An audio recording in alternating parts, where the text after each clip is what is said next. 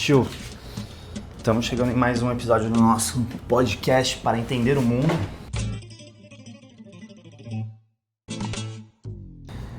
Tio, eu vou te trazer alguns contextos aqui pra gente falar de mundo. E, bom, eu vi que recentemente teve um ataque do Irã que atingiu uma instalação nuclear em Israel. Não se sabe ainda a extensão dos danos com precisão. Acho que é muito provável que Israel também não queira abrir essa informação até como uma forma de manter segredo dos seus armamentos, que inclusive Israel nunca admitiu que tem ou que não tem. Né? Mas é entendido que Israel é um dos países que tem armas nucleares. Né? E aí, acho que tendo isso em vista, tendo até em vista assim, um pouco de como o conflito tem se estendido e saído diferente do que os lados que deram início a ele planejavam. Tio, você acha que Israel pode apelar por um ataque nuclear contra o Irã? Esse é o medo que acho que toda pessoa responsável hoje que estuda o assunto, né, nas várias áreas, leva isso em consideração porque é real. Vamos voltar um pouco para trás. E eu faço a seguinte questão. Israel tem a bomba? Desde quando? Por quê? Para jogar contra quem? Então vamos lá. A história é a seguinte. Foi a França que começou a fornecer, né, material e tecnologia nuclear para Israel. E a ideia era, inicialmente, eles terem usina para energia elétrica. Então já começa daí, ou seja, o país sem muitos recursos energéticos precisa da energia nuclear. O que seria a mesma coisa para o Irã, né?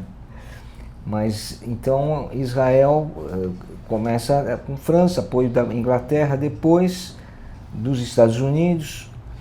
Nos Estados Unidos, principalmente, foi um apoio mais indireto, formando físicos e quadro técnico de engenharia para Israel. Enfim, e aí Israel chegou num ponto que, inclusive, a França, percebendo que eles iriam partir para a coisa da bomba atômica, os franceses quiseram cortar e inclusive, espiões roubaram urânio enriquecido na França, levaram para Israel. Bom, encurtando a história, todo analista militar sério acha que sim, eles devem ter em torno de 100 pequenas bombas nucleares. Então vejam bem, qual é então a ideia de Israel?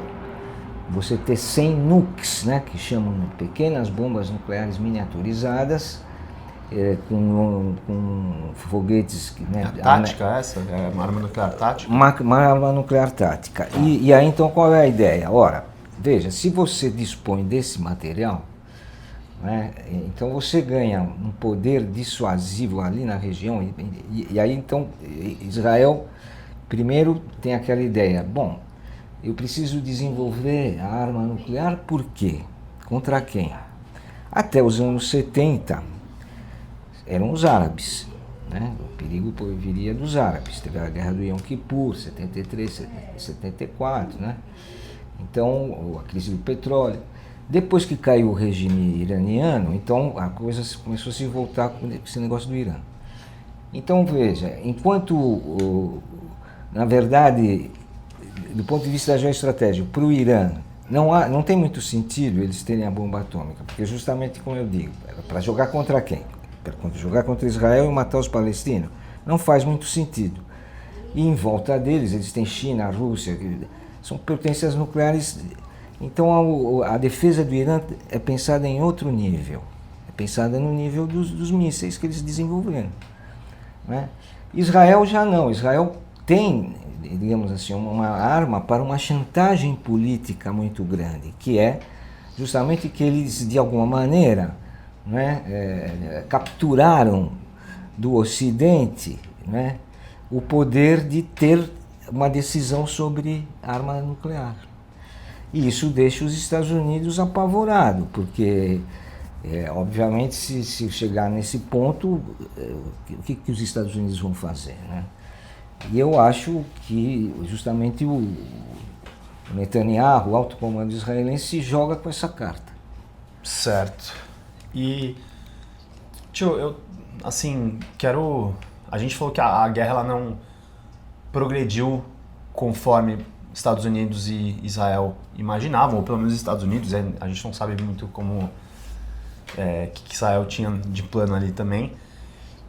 Mas eu queria entender melhor, assim, né? Em que ponto a gente está da guerra no Irã? Vamos começar então por um ponto mais frio, que seria a diplomacia. Acho que a diplomacia também está se mexendo, né? Todo mundo também que percebe as consequências que já está tendo o conflito estão querendo pelo menos desescalar, né? A guerra tem um diapasão, ele é claramente definido pelo Irã como retaliação. Então atacaram a parte energética do Irã e tal, o Irã responde da mesma maneira. Gás do outro lado. Né? Nuclear do outro lado.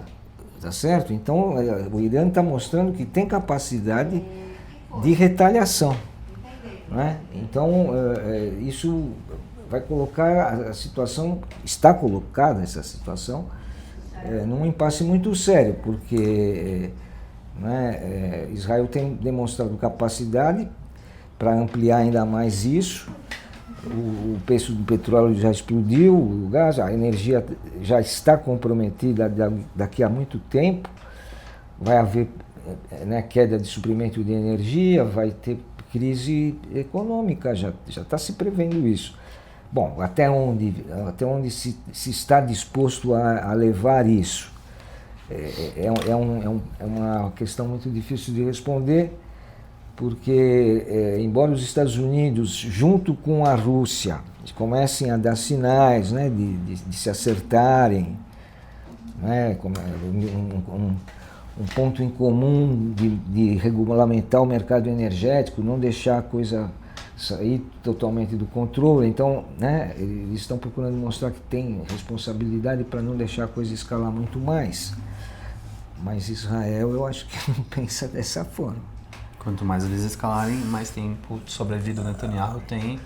Isso, e ele, né, agora, por exemplo, ele não indo bem contra o Irã, o que ele faz? Ele tenta avançar no Líbano, procurando, né, o desejo óbvio dele de tentar desencadear uma guerra civil no Líbano. Né?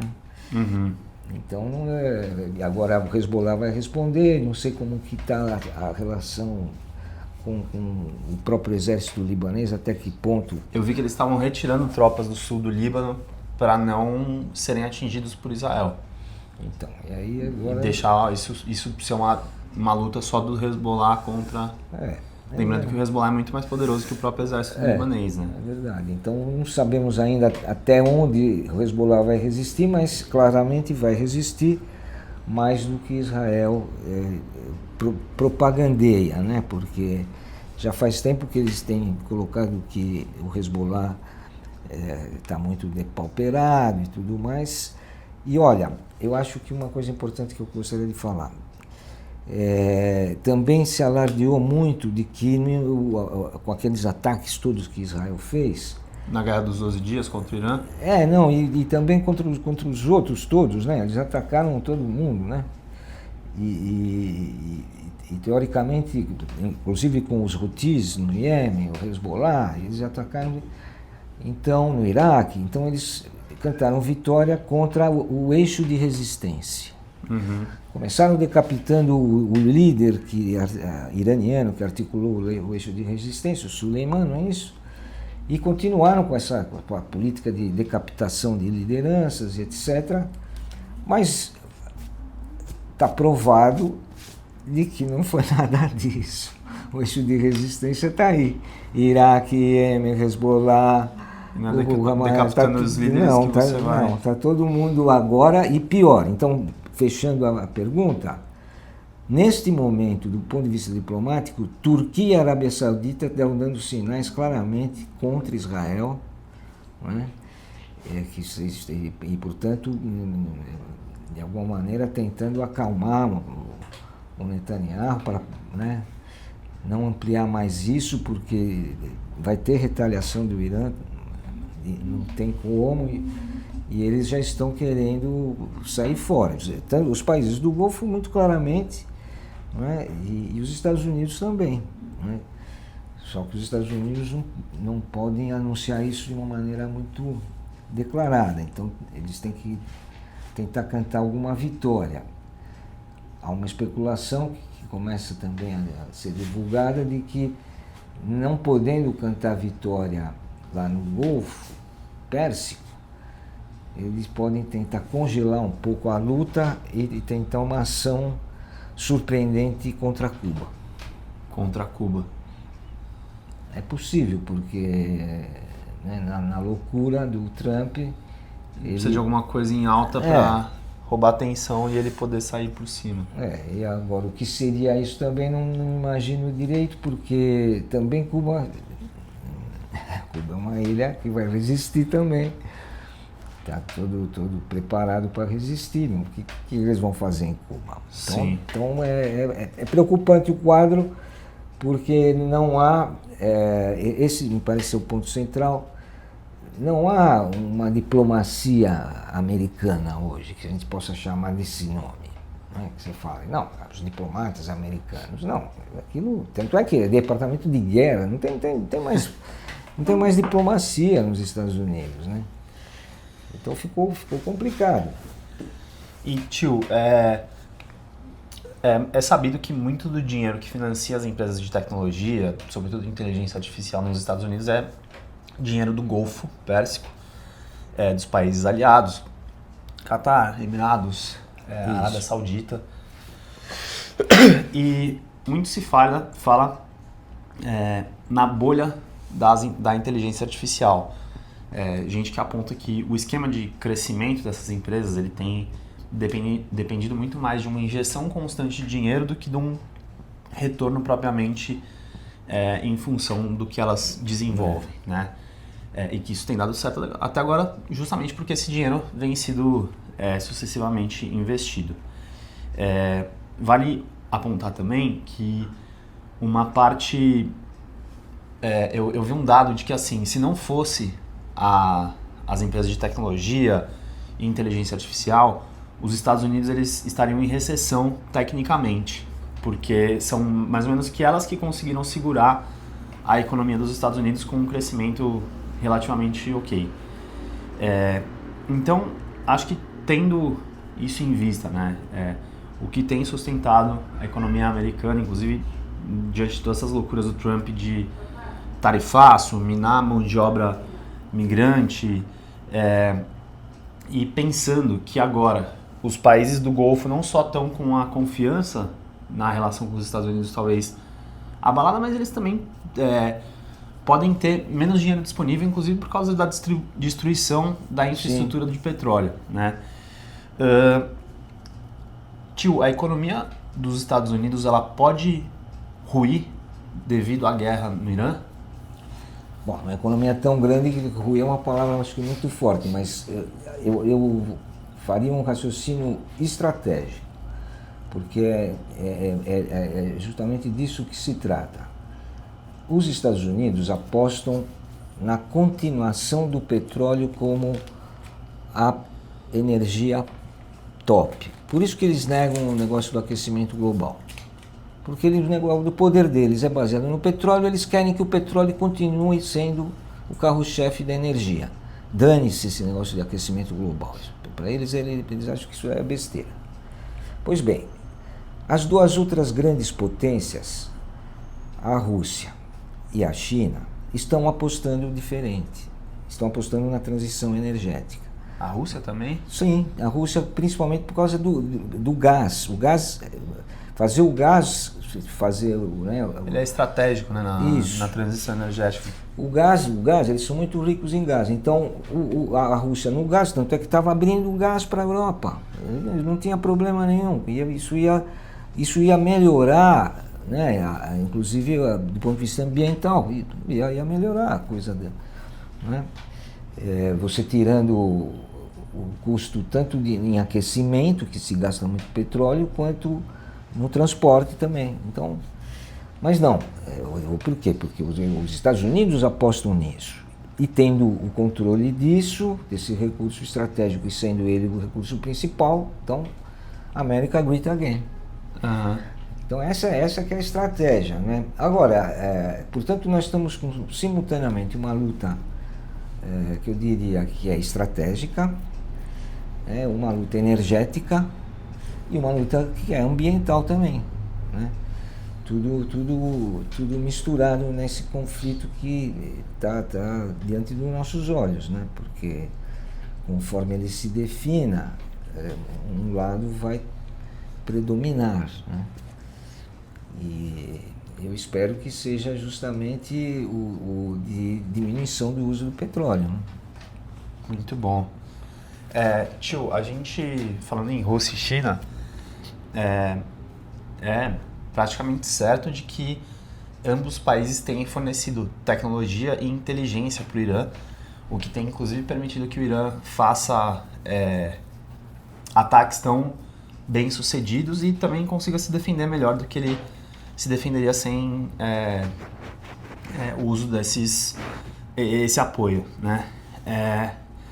E aí eu vi uma notícia que estão especulando que houve uma conversa do Putin com o Trump, ou dos assessores respectivos, colocando na mesa a possibilidade de que se a Rússia parar de dar apoio de inteligência para o Irã e os Estados Unidos parar de dar apoio de inteligência para a Ucrânia, eles fecham um acordo assim, né? Tendo esse cenário em vista, a Rússia vai ganhar a guerra na Ucrânia graças ao Irã? Bom, o Irã já tem ajudado mandando drones lá para a Rússia, né? Mas isso mostra o seguinte: quem apostava de que, não, a Rússia não vai apoiar o Irã está isolado, logo no começo só se falava desse jeito. Não, gente, vamos lembrar o seguinte: quando houve a queda do Assad, ele foi justamente para a Rússia e já se especulava sobre isso. Pô, a Rússia abandonou a Síria e tudo mais. Não foi bem assim, o porto lá, os russos continuam... Tartus, eles continuam ali, então teve um acerto. Não foi bem assim. Aliás, foi acho que o único lugar onde não teve nenhuma pressão para saírem às pressas, né? Então, ou seja, não foi bem assim, né? Embora, de fato, eles perderam o poder que eles tinham de influência junto ao Assad, né? Isso diz respeito justamente a todo esse avanço de Israel, mas nesse caso específico também contou com quem? Com o apoio da Turquia, né? A Turquia foi fundamental. Então, diante desse cenário, a Rússia não pode brigar com a Turquia no Mar Negro quando está brigando com a Ucrânia, certo? Então, todo esse jogo... A Turquia, que é o segundo maior exército da OTAN, inclusive, né? Então a Rússia permaneceu. Quando houve esse ataque, então, ao regime do Assad, eu logo falei, bom, vão aos anéis para não perder os dedos. Ele vai recuar, está correto, faz um recuo estratégico e reforça o Irã. Aí é a questão central, reforça o Irã, ele não vai abandonar o Irã. E aí o pessoal, bom, já está provado, e agora o Putin então declarou isso, que era meio segredo, né? Ele acabou declarando. Então, claro, a Rússia está ajudando com muita coisa, há bastante tempo, diga-se de passagem, né? Em termos de transferência de tecnologia, né? Apoio. E é o tal negócio. Já se sabe, né, que com relação a... que é outro mito, né, que talvez tenha caído nessa guerra, a ideia da superioridade absoluta aérea do poder aéreo americano, que então, controlando o espaço dos outros países, pode impor aos povos, né, o seu ditado, né, o seu diktat. Parece que não está sendo bem assim também. Então isso quebra uma outra ideia militar, digamos assim, muito importante, que até agora se acreditava nisso. Israel e os Estados Unidos acreditavam muito nisso. Não está funcionando, e o Irã está mostrando que é possível derrotar uma força superior, desde que você tenha as armas adequadas. E o timing. No timing certo. E tem uma estratégia adequada, né? Eu acho que isso está mostrando que eles sabem como lidar com o inimigo. Isso é muito importante. Né? Ou seja, eles entendem a cabeça do inimigo. O inimigo não entende a cabeça deles. Pelo menos do ponto de vista dos Estados Unidos, isso é claro. Os israelenses são mais sofisticados, estão ali há mais tempo, tem muito espião no Irã e tal. Uma cultura milenar também. Então eles se entendem um pouco lá, porque, né, se conhecem melhor. Mas os Estados Unidos mostraram que não estudaram o Irã, né, para a mentalidade iraniana, não estudaram.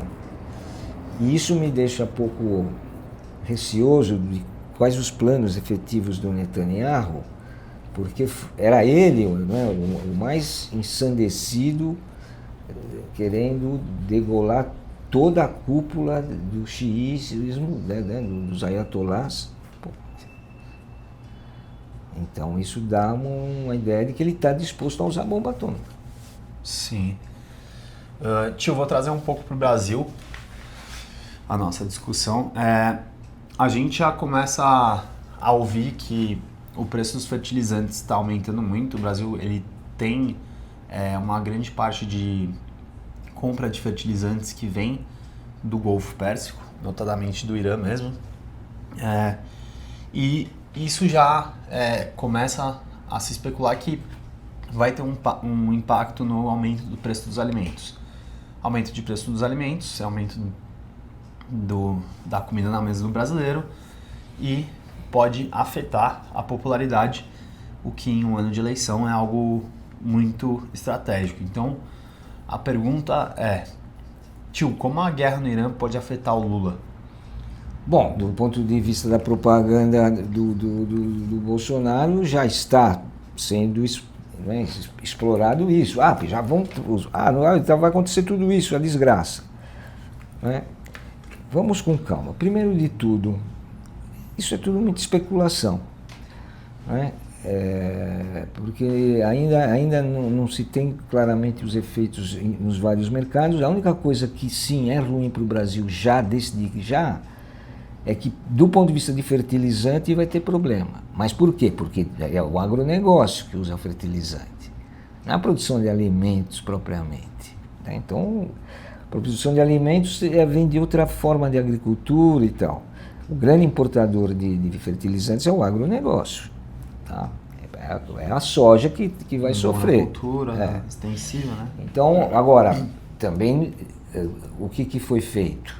Nós nos descuramos, né, de produzir fertilizantes. Então isso já vinha também uma fragilidade nossa, né, de não fazer a tal substituição de importações, que parece pecado, né, para os nossos economistas. Fertilizantes são inclusive produzidos pela própria Petrobras, né? Exatamente. Então isso nós podíamos fazer, não precisávamos ser tão dependentes assim. Agora, estamos numa situação frágil realmente desse ponto de vista. Agora, até repercutir isso em preço de alimentos, não. A mesma coisa quando foi o arroz, quando teve uma inundação no Rio Grande do Sul, e aí, o preço do arroz, aquela especulação. Eu lembro que o governo conseguiu, ele tinha um estoque, né? Isso. Botou o estoque em circulação e equilibrou, não foi? Exatamente. O Temer tinha acabado com os estoques reguladores, né? Com essa coisa de importar fertilizantes em vez de produzir aqui, né? Importar gasolina em vez de produzir aqui. Então essa política foi muito errada, desde o Temer, né? Passou dos anos do Temer, os anos do Bolsonaro foram um grande prejuízo para o país. Desarticulou a indústria vital. E agora, inclusive, né, o Flávio Bolsonaro insistindo de que sim, o Comando Vermelho e o PCC são narcoterroristas. Né? Então, veja, ele já comprou a palavra de ordem, que é a senha da invasão americana no Brasil, né? e está fazendo esse papel, né, de quinta coluna do imperialismo americano no Brasil sem a menor vergonha. Bom, vamos seguir aguardando, mas já conseguiu alugar um triplex aqui na minha cabeça. Vou refletir e em breve a gente volta com mais uma resenha. Obrigado, tio. Ora. Obrigadíssimo nossos apoiadores, pessoal que nos escuta, nos assiste. Por favor, compartilhe esse trabalho para que ele possa chegar em mais pessoas. E logo mais tem episódio novo. Obrigado. Um grande abraço a todos e vamos rezar para que o bom senso venha um pouco à cabeça do Netanyahu, não é? Dizem que ele morreu, mas eu acho que ele está vivo, enfim. Mas que o bom senso prevaleça e a gente desescale logo essa guerra. Valeu.